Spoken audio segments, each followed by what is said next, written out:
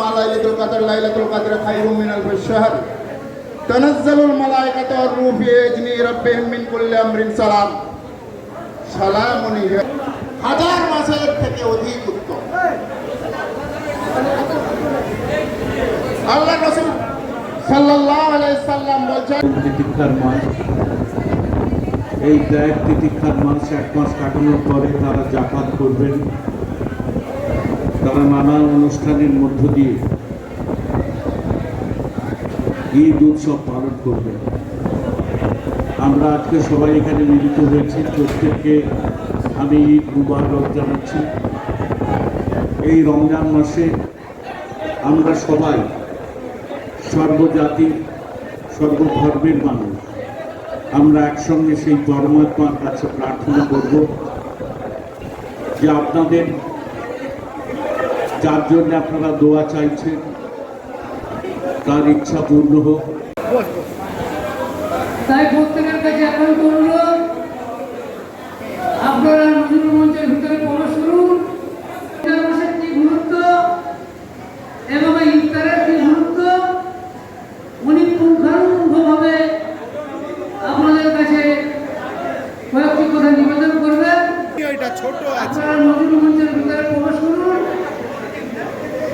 আর আমরা আজকে ইফতারের পূর্বে যে সংক্ষিপ্ত ভাষণ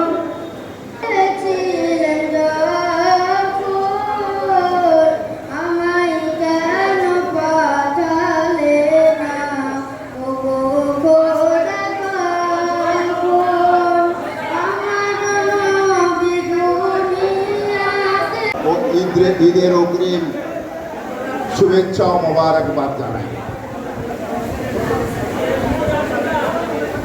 তোমাদের উপর যা খরচ করে দেওয়া হয়েছে তেমন খরচ করে দেওয়া হয়েছিল, যাতে করে তোমরা খোদা ফিরতা তাকওয়া অর্জন করতে পারো।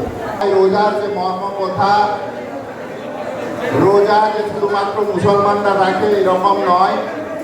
ফাস্টিং বলে ইহুদি, শিখ, কেউ একদিনের পরে, কেউ দুদিনের পরে, কেউ 4 দিনের পরে, কেউ নির্জলা এছাড়া ভাত চাউল খাবে না, শুধুমাত্র ফল খাবে, এরকম। রোজা প্রত্যেকটা এমন একটা জিনিস, এটা একেবারে বান্দার সঙ্গে আল্লাহর সম্পৃক্ততা।